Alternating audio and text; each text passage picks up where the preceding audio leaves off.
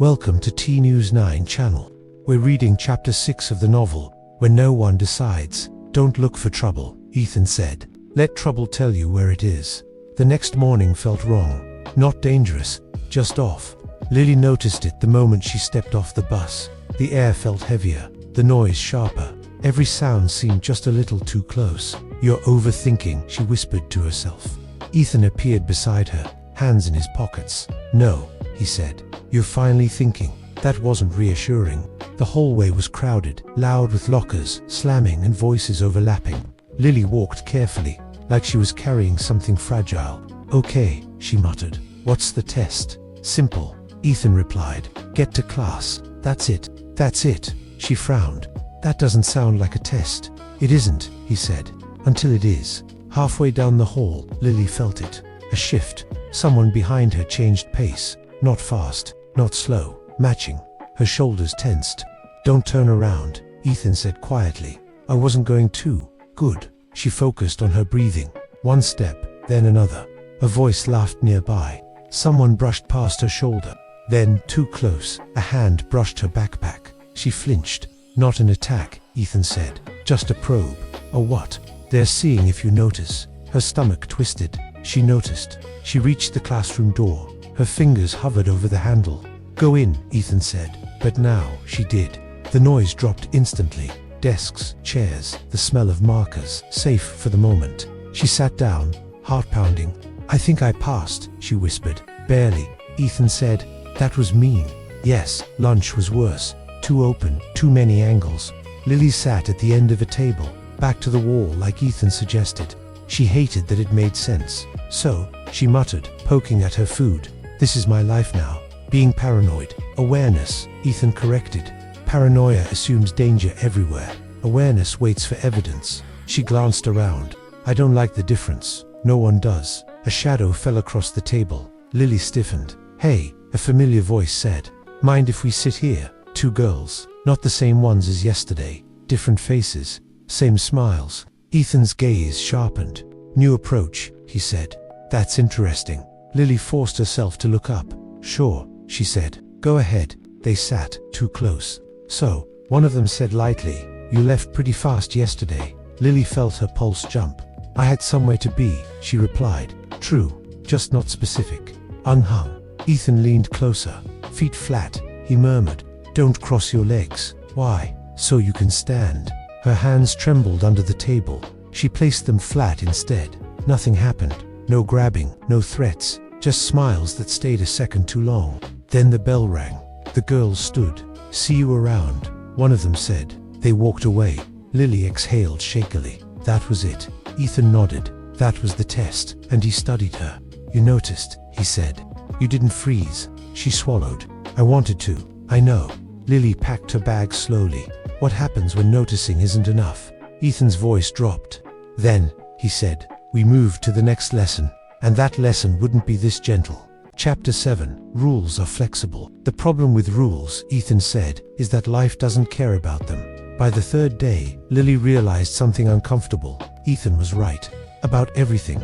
She noticed exits without trying. Chose seats without thinking. Stood differently, feet planted. Shoulders back just enough. Not confident. Prepared. She didn't like that it felt natural. This is weird, she muttered on her way to class. You're adapting, Ethan said. It's what humans do best. I thought it was complaining. That too. Math class was painfully quiet. For 10 whole minutes, nothing happened. She almost relaxed. Don't, Ethan said. I didn't say anything. You were about to. She sighed and kept writing. That was when the note landed on her desk. Folded, neat. Her name, Lily, written on the front. Her throat tightened. Don't open it, Ethan said. Why? Because they want to see your face when you do. That was enough. She slid the note into her bag. Then another note landed, harder this time.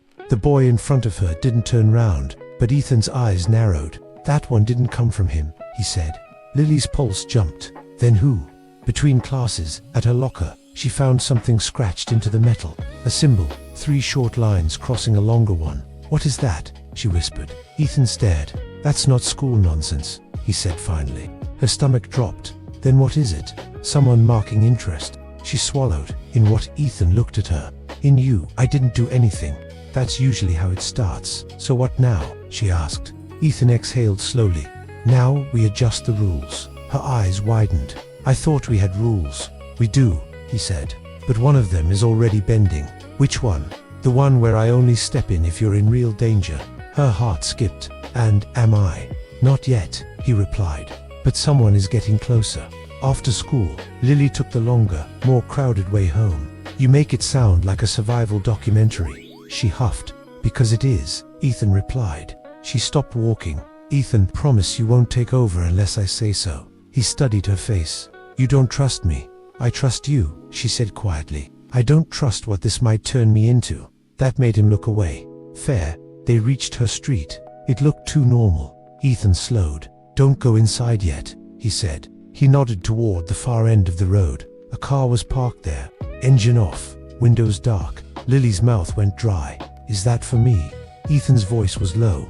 I don't know. But someone is being very patient. Lily took a step back from her house. What do we do? Ethan didn't look at her. For now, he said, we let them think you're still alone. And for the first time, Lily understood that might be the most dangerous lie of all. Welcome to T News 9 channel. Today, we're diving into chapter 8 of When No One Decides, the line is crossed. The car was still there the next morning.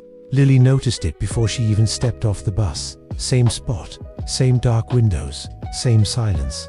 Her chest tightened. It's still here, she whispered. Ethan appeared beside her, eyes already on the vehicle.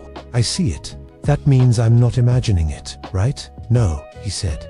It means someone wants you to notice. That was worse. School felt different that day. Not louder, not meaner, quieter. People watched her not openly, not obviously, just long enough to make her skin itch. Ethan stayed close. Don't change your routine, he said. That's what they're waiting for. I don't have a routine, Lily muttered. You do now. By fourth period, Lily's head hurt. By lunch, she hadn't eaten. She stood at her locker, hands shaking as she spun the dial. It didn't open.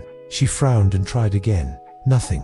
That's new, Ethan said. What do you mean new? He nodded toward the hinge. It was bent, slightly, just enough. Someone had forced it. Lily's breath caught. They were in my locker. Yes, when doesn't matter, Ethan replied. What matters is why. She swallowed hard. Her book slid out when she finally yanked it open. Among them, a folded piece of paper. Her fingers went cold. Don't touch it, Ethan said sharply. Too late. She unfolded it. No words, just the same symbol as before. 3 short lines, 1 long line, drawn darker this time. They know, Lily whispered. They know where I am. Ethan's jaw tightened. They're getting impatient. The hallway felt too narrow. Lily kept her head down, moving fast. Breathe, Ethan said. Don't rush. I want to go home. That's reasonable. They reached the stairs and that's when someone stepped into her path. Not one of the girls. A boy this time. Older, taller, smiling like this was a coincidence. Hey, he said. You dropped this. He held up Lily's notebook. The one with her name on it. Her heart slammed. I didn't. You did, Ethan said calmly. Yesterday, the boy's smile flickered. Who are you talking to? He asked. Lily froze. Answer, Ethan said quietly. She forced her voice steady. No one. The boy stepped closer. Too close. You sure? Because it sounds like you're getting advice. That was it. The line, fear tipped into something sharper. Ethan, she thought desperately. I know. His voice replied, suddenly closer. I'm here.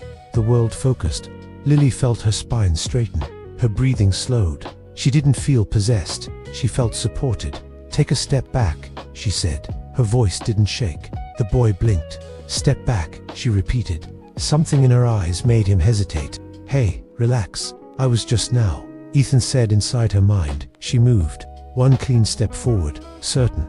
The boy stumbled back, surprised. People nearby looked over. Witnesses. He raised his hands.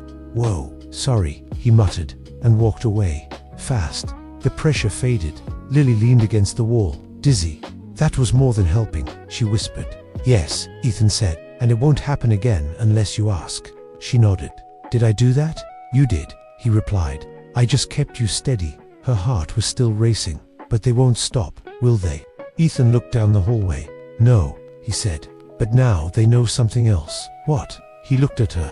That you're not as easy as they thought. That night, Lily stood at her bedroom window. The car was gone. Relief washed over her until her phone buzzed. Unknown number. That was impressive. Ethan appeared beside her. They saw. Lily whispered. Yes, he said. And now they... Chapter 9. The cost of H-E-L-P helping felt good. That was the problem. Lily woke up late. Not because her alarm failed, but because her body refused to move. Every muscle felt heavy, like she'd slept under a stack of books. She stared at the ceiling, blinking slowly. Ethan. He was already there, standing near the door like a bad habit. You overdid it, he said. I stood and talked, she muttered. That's not overdoing anything. You let me in, he replied. That counts. She groaned and rolled onto her side. Great. So now I'm tired and haunted. Technically, he said. You were haunted yesterday too. She managed to get dressed, but each step felt slower than usual.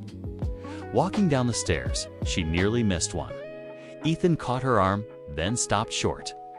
Right, he said. Still can't do that. She steadied herself on the railing. Maybe you shouldn't get so close, she muttered. Trust me, he replied.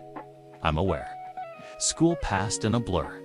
Lily sat through classes, wrote notes she barely remembered writing, and answered questions without recalling the answers. You're drifting, Ethan said quietly during English. I know, she whispered. Focus. I'm trying. He didn't push her. That was new. At lunch, Lily skipped the cafeteria and sat on the steps outside instead. She hugged her knees, staring at nothing. Was that dangerous? She asked. Yes, she nodded. For me? For both of us. That made her look up. What do you mean? Ethan leaned against the wall, his eyes distant. When you let me in, he said, something holds me here longer. Her throat tightened. You said you wouldn't stay. I said I wouldn't take over, he corrected gently. Not that there wouldn't be a cost. She picked at the edge of her sleeve. So every time you help me, you pay for it. Yes, how? He hesitated. That's still unclear. She didn't like that answer at all. So the rest of the day, nothing happened. No notes, no looks, no car.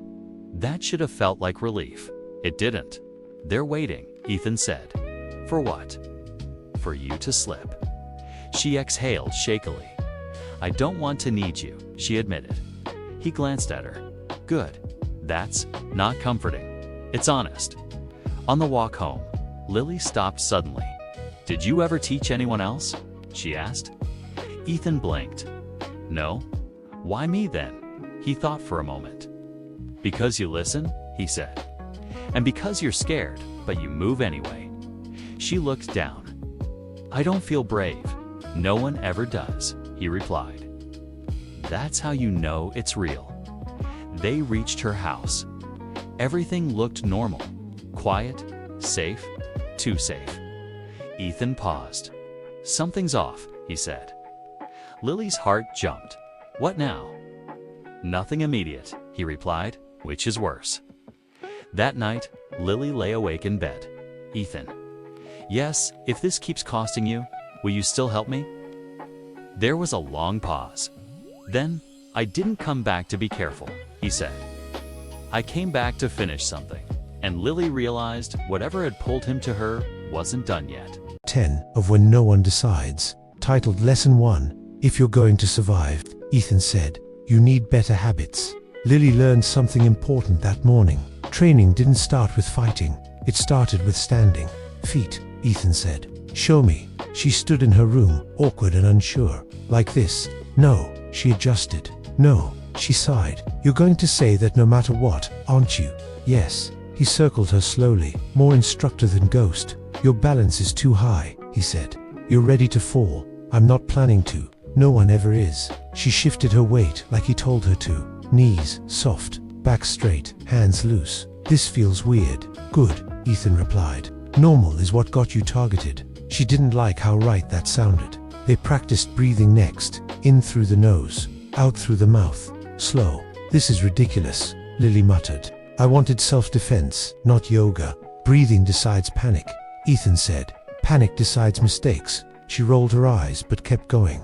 After a few minutes, her chest stopped feeling tight. Okay, she admitted. That helps, he smirked. I know. Now, he said, walking. You rush, Ethan explained. You tell the world you're afraid. She frowned. I am afraid. Then don't advertise it. They practiced crossing her room. Slow, even head up. She almost laughed. This is the dumbest thing we've done. And yet, Ethan said, you're already harder to read. They stopped when her legs started to shake. That's enough, he said.